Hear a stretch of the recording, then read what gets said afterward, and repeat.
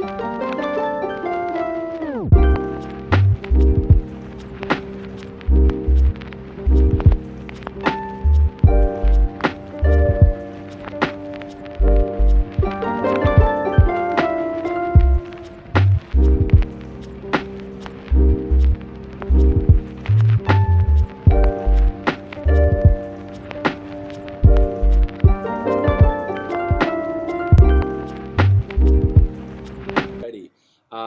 are now talking to Enric Gisbert.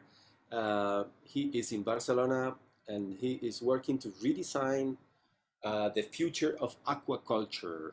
Um, Welcome, Enric. Thank you, Pedro, and welcome everybody, and thanks everybody for the invitation of sharing this nice event with you. This morning. Thank you, and happy Food Design Day. The floor is yours. Okay, thank you very much, Pedro. Today, I would like to talk to you about aquaponics. And most of you, or some of you may be wondering, what is this guy talking about? What he's going to explain to us? Well, what I'm going to do is how to culture lettuces, plants, or legumes, in addition of producing fish.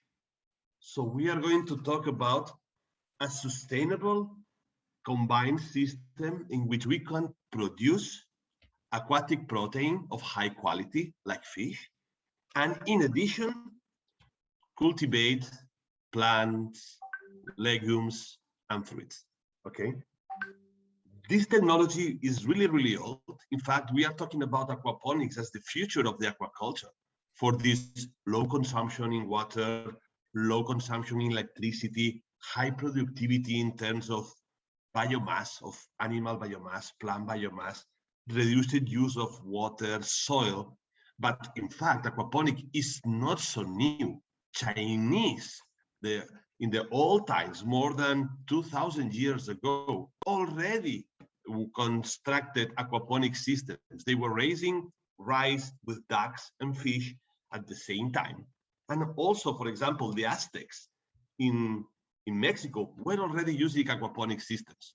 However, this technology has been there and it has not been exploited until 50, 60 years ago when people recovered it and rediscovered it. And now aquaponics is seen as one of the most promising aquaculture technologies for promoting or for providing food and vegetables to our society. In addition to continue talking to you, I am going to share you a video about what we are doing with aquaponics. It's a video that was recorded by local TVs because we understand that aquaponics may be a system for local development in which we can provide the territory means for developing aquaculture systems, production feed of food, far away from the large fish farms that we are used to know. So if you allow me, I'm going to share you a video that you can share your screen. Yeah, and I will tell you if we can see. Okay, thank you. Let me see, I'm choosing the right. Yeah, okay. Do you see this image? We do.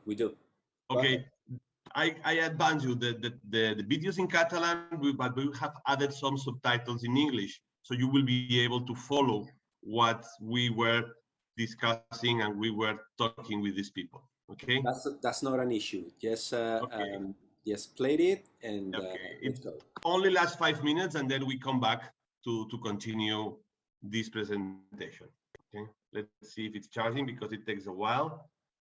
And what you are going to see is what we are developing, researching, and trying to develop a sustainable, affordable. This is very important.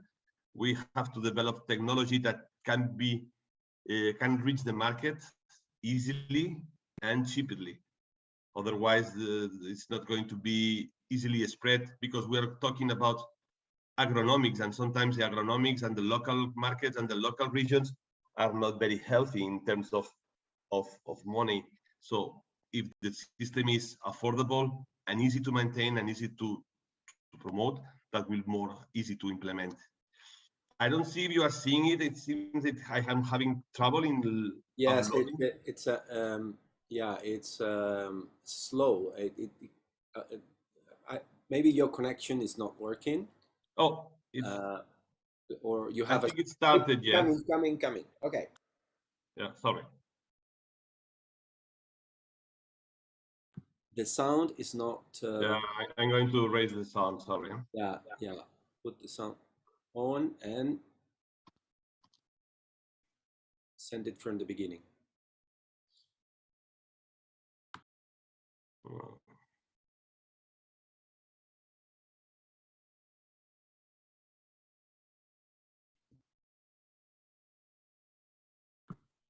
Also, you can share the link with us, and we can share it with the audience.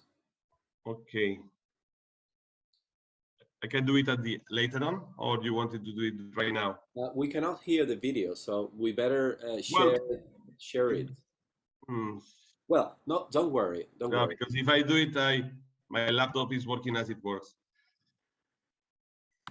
But what I can explain you what is going on in the video. The video is recorded in our facilities. In this, we are raising plants, but are plants that are living in saline environments, that are living close to the sea and are adapted to salt marshes and saline environments. This is called the salicornia. It's an allophyte plant, which is very appreciated in gastronomy for giving a salty taste to the dishes. It's a salty plant, so we can prepare salads, we can dress dishes with this plant, and we are producing this plant in water. So it's a principle of hydroponics. The plant and the roots are inserted or are sink into the water. And how this plant grows? Okay, this plant grows thanks to the nutrients that are released from the tanks where fish are. Fish are grown with commercial feeds. They are digesting these feeds. They are excreting feces and there are rest of pellets, and these pellets and the feces from the feeds go into the water. The water gets enriched with phosphates, with nitrogen compounds, and these nutrients are used by the plant for growing. So for this system, we don't need soil. We are combining classical aquaculture, which is raising and farming a fish inside the water, with raising the plant in an hydroponic system. So what we are doing now is explaining the different devices of the aquaponic unit. The tank here is where the fishes are. Fishes are constantly fed during the day hours, okay, with automatic feeders. Then the water flows by gravity to this unit where we collect what we call the suspended organic matter, or the feces or the rest of pellets that fish have not ingested. Then the water goes to another unit where we have somehow a biological filter. Is this? In this little unit, you have plenty of bacteria that are transforming ammonia, which is the excretion product from fish, into nitrates and into nitrates. And these nitrates is what plants, with the phosphorus released by the feed and the feces, with other minerals like iron, silice, and whatsoever, are used in the plants for growing. This is a quite integrated system. The water, in this sense, is filtered by the plants. The plants grow thanks to the nutrients in the water. You can see the roots here inside the water. Plants are really healthy.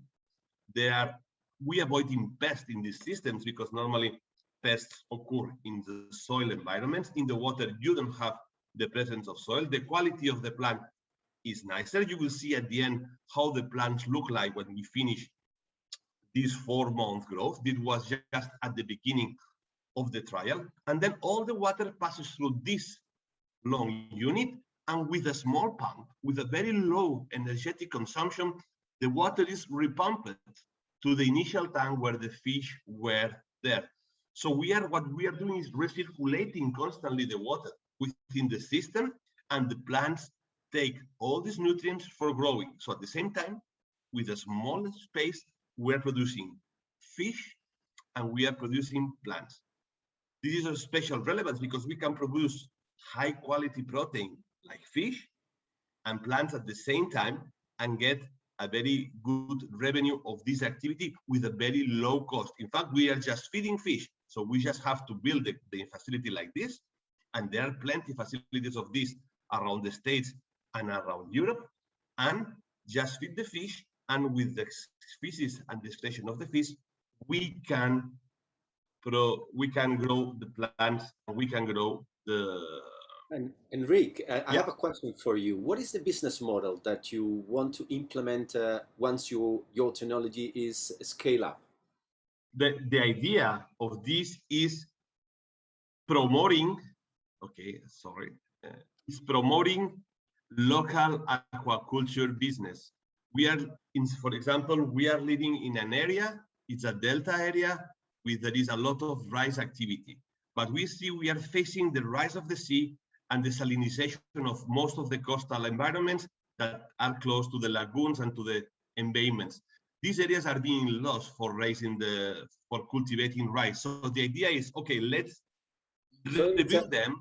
Yeah, it's a way to regenerate those abandoned lands. And it could be a way of regenerating these abandoned lands and promoting another model of business for producing plants and fish. But also aquaponic systems can be very useful next to the big cities. We can provide fresh food and fresh fish to big cities with these aquaponic city units, because at the end, what we are using is very low space. We don't need good soil, okay? So normally for having an agronomic park where you are producing plants and vegetables, you have to have a good quality of soil. Normally you are fertilizing your soil with the risk of contamination or an excess of supplementation of these nutrients. In this sense, all the nutrients, all the residues are regenerated and are reused within the system. So we are not contaminated. We are not using our soils for feed our plants. In this sense, we have a very integrated system of producing these plants. And what I was, yeah. Go ahead, please. You see the other video? Yes. What you see here, it was at the end of the harvest period. This is the pump. You can see the pump that was at the end, and it's circulating the water. The water is circulating by gravity with low energetic consumption. And these are the salicornia. This plant is an alophyte. We have done this with salicornia. We have done this with lettuce. We have done this with aromatic plants. So we can adapt the region of the country to its biogeographic climate conditions, to the plant and to the fishes. So we can somehow shape aquaculture to local environmental conditions and find the most convenient system of producing plants and fish at the same time. You can see here the roots of the plants that are growing inside the water, and you can see here the outcome. In this here, we produce it around 250 kilos of salicornia. And if you have in mind that this can have a product value of 10 euros per kilo, with no cost, we were just able to produce almost 3,000 euros in 4 months of time. Yeah.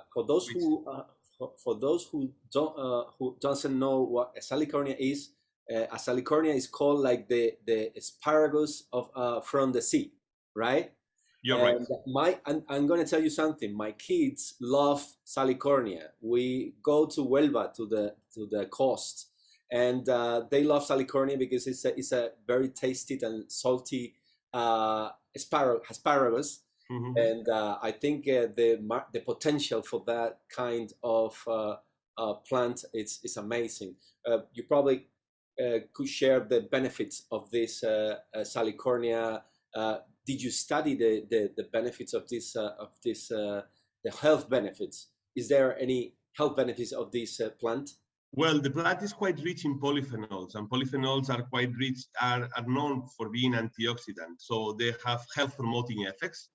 So, but we are still characterizing this salicornia. But what we have known from previous studies is that we were able to enrich salicornia with polyunsaturated fatty acids. You know, fish feeds are rich in UFAs from the series N3, like eicosapentaenoic acid or docosahexaenoic acid, the EPA and DHA. So in a previous trial, we saw that the salicornia had higher levels of EPA and DHA than the wild salicornia. So in fact, we were promoting a functional plant or a functional food because we were transferring some nutrients from the feed or from the fish into the plant that normally was not supposed to have them.